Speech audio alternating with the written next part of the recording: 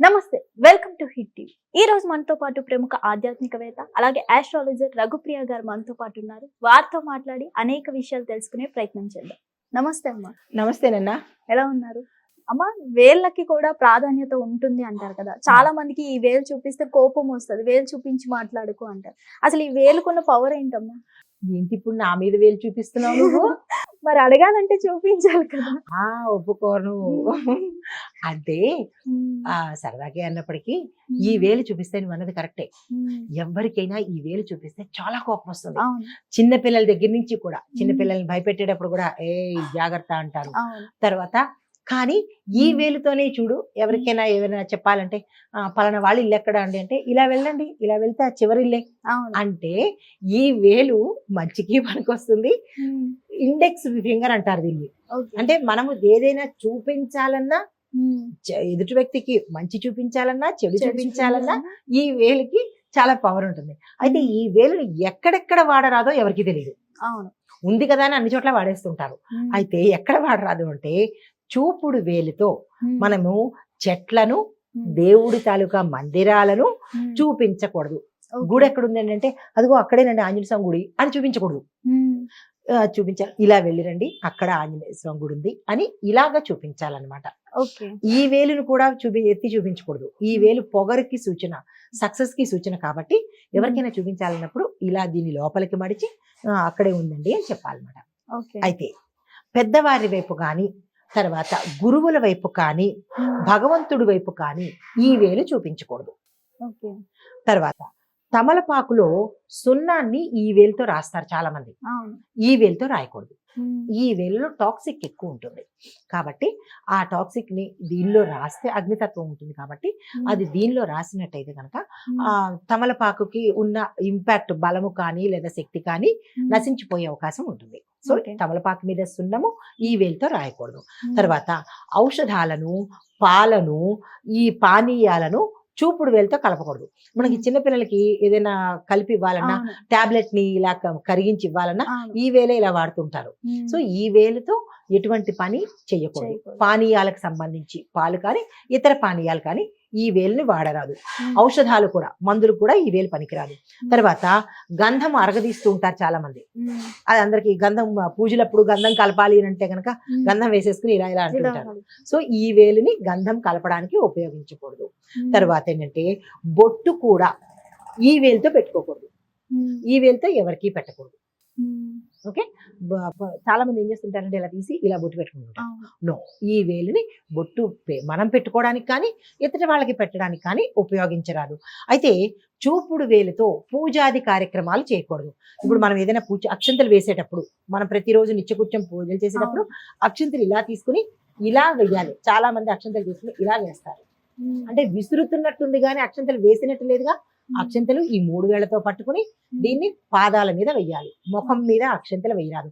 మనకి వినాయక చవితి అప్పుడు, రామనవమి అప్పుడు పూజలు చేసేటప్పుడు చాలా మంది అక్షంతలు తీసుకోవడం, ఇలా విసిరేయడం మొహం మీదకి. మొహం మీదకి అక్షంతలు విసిరితే అది పొగరు సూచన, చాలా చెడు ఫలితాలు వస్తాయి. పాదాల మీద అక్షంతలు వేయాలి తప్ప ఇంకెక్కడ అక్షంతలు వేసేందుకు అవకాశం లేదు.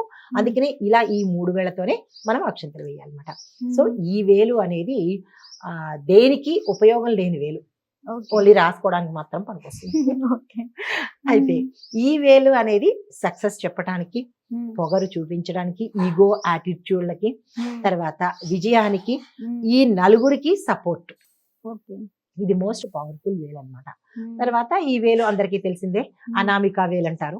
ఈ వేలుతో ఏంటంటే వివాహాలకు కానీ, లేదంటే మనకి ఎంగేజ్మెంట్స్, వీటికి ఈ వేలుని వాడతారు. దీన్ని ఉంగరం వేలు అంటారు. ఇది చాలా మంచి వేలు, పవర్ఫుల్ వేలు అన్నమాట. అయితే మనం ఎవరికైనా దేవుడికి పటాలకు బొట్లు పెట్టాలంటే ఈ వేలుని వాడాలి. దేవుడి కార్యాలకు సంబంధించి లేదా ఔషధాలు కలపాలన్నప్పుడు ఈ వేలుతో ఇలా కలపాలన్నమాట.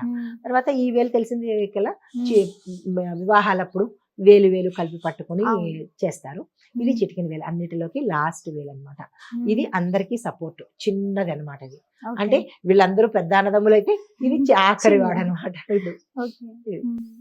అసలు చాలా మంది అమ్మ ఆ, మీరు నిజంగా చెప్పినట్టు అక్షింతాలు ఇట్లా విసురుతూ ఉంటారు, ఇట్లా వేయకుండా అది పెద్ద పాపమే అనుకుంటా. చాలా దోషం అది. మనకి మేము ఇన్ని పూజలు చేస్తున్నాము, ఇన్ని పరిహారాలు చేస్తున్నాము, మాకేమీ రావట్లేదంటే ఏంటిది, పేడలో తీసుకెళ్లి స్ప్రే కొడితే వాసన వస్తుందా? రాదు కదా. అది ఎక్కడ కొడితే మంచి వాసన వస్తుందో అక్కడనే వస్తుంది. మనం అన్నీ చేసేది తప్పులు చేస్తూ నాకు ఫలితం రాలేదు అంటే దేవుడు ఏమైనా మన చుట్టమా ఇచ్చేయడానికి? కాదు కదా. ప్రతిదీ ఒక ప్రక్రియ ఉంటుంది. నెక్స్ట్ జపం చేసేటప్పుడు కూడా చాలా మంది తప్పులు చేస్తుంటారు తల్లి.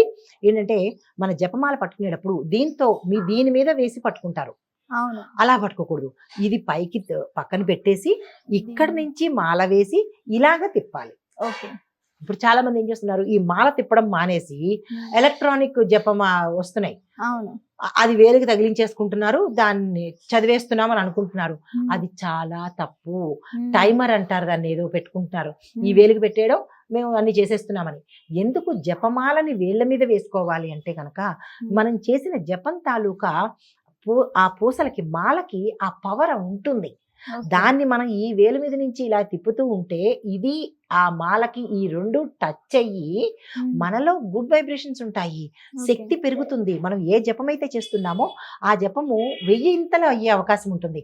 అంతే, ఇక్కడ ఏదో టైమర్ పెట్టేసుకుని అదే చూసేసుకుంటోంది మనకి అయిపోయింది అని చెప్పడం కాదు. ఆ టైమర్ వల్ల ఉపయోగం లేదు. ఎన్ని లక్షలు చేసినా అది వృధానే. మన బూడిదలోనో లేదంటే పేడలోనో సెంటు జల్లినట్టే తప్ప ఉపయోగం అయితే రాదు. మనం జపం చెయ్యాలి అంటే కనుక జపమాలే ఉంచాలి, ఈ 3 వేల మీద వెయ్యాలి, దీనితోనే తిప్పాలి. అది ప్రతి ఒక్కళ్ళు తెలుసుకోవాలి. ఇప్పుడు యాప్ల్లోనో లేదా మీషోలోనో ఆషోల్లోనో ఇవి నెంబరింగ్ వచ్చేస్తుంది. అది దానివల్ల అస్సలు ఉపయోగం లేదు. మనకి నెంబర్లు అయితే పెడతాయి కానీ ఫలితం అయితే రాదు. అమ్మ కొంతమంది తిన్నప్పుడు కూడా స్టైల్ గా తింటుంటారు, ఫింగర్స్ కూడా మొత్తం పెట్టుకొని తినరు, ఒక్కొక్కటి వదిలేస్తూ ఉంటారు. అలా తినొచ్చు అంటారా? అస్సలు తినకూడదు. తర్వాత మనము ఈ 5 వేళ్ళు కలిపి పెట్టాలి. ఎందుకంటే ఇవి పంచభూతాల తత్వమైనటువంటి వేళ్ళు కాబట్టి మనం తినే అన్నము అమ్మవారికి స్వరూపము, పరబ్రహ్మ స్వరూపం అంటాము. అన్నపూర్ణాదేవి యొక్క స్వరూపం కాబట్టి మనము అంటే ఒక గ్రాటిట్యూడ్ తో భోజనం చేయాలి. చాలా మంది ఫ్యాషన్ గా స్పూన్స్ తో తింటారు. అయితే మన సనాతన ధర్మంలోను మన హిందూ భారతదేశంలో మనకి అన్నాన్ని ఇలాగ కలిపి చక్కగా ముద్దలతో తినే సంప్రదాయమే ఉంది. మన రొట్టెలు కావు, ఇంకోటి ఏంటో ఇలా వేళ్లాడేవి తీగల్లాంటివి ఉంటాయి, ఆ పేర్లు కూడా నాకు తెలియదు, ఏమనుకోవద్దు. అయితే అట్లాంటివి తినేవాళ్ళు పుల్లలు చెంచాలు వాడతారు. ఎందుకంటే వాళ్ళు ఇలా తినలేరు కాబట్టి. అది వేరే దేశం యొక్క సంప్రదాయం కానీ మన సంప్రదాయం అది కాదు. మనం శుభ్రంగా కంచం నిండా అన్నం పెట్టుకుంటాము, ఆ అన్నాన్ని చేతులతో కలిపి తినడమే సంప్రదాయము. ఈ 5 వేళల్లో ఉన్న శక్తి మనకి పూర్తిగా లోపలికి వెళ్ళి అన్నమయ శక్తి ఇది ఏమవుతుంది, యాక్టివేట్ అవుతుంది. ఇంకొకటి కూడా చూడండి, చాలా మంది పిల్లలు నోట్లో వేలు పెట్టుకునే అలవాటు ఉంటుంది. అంటే ఈ చేతుల్లో మనకి అమృతం ఊరుతుందంట ఈ టిప్స్ మీద. అది అందువల్ల చేతులతో కలిపి తినడమే సంప్రదాయము. ఎక్కడ పెద్ద పెద్ద హోటల్స్కి వెళ్ళనివ్వండి, వాళ్ళు ఏమి మన చేతులు కత్తిరించేయరు కదా. నువ్వు చేతులతో అన్నం తినడానికి వీలు లేదని వాళ్ళు ఎవరు అంటారు కదా. మనమే ఏదో పెద్ద హైఫై, ఇక్కడ ఇలా తినాలేమో, ఇలా తింటేనే మనం హోష్ అనుకుంటారు అని ఎచ్చులకు పోయి ఆ స్పూన్స్ తోనూ ఏవో 2 కర్ర పొలలు ఉంటాయి వాటితోనూ తినడం అలవాటు చేసుకున్నాము. అందుకే మన ఆరోగ్యాలు కూడా అట్లనే ఉంటాయి కదా.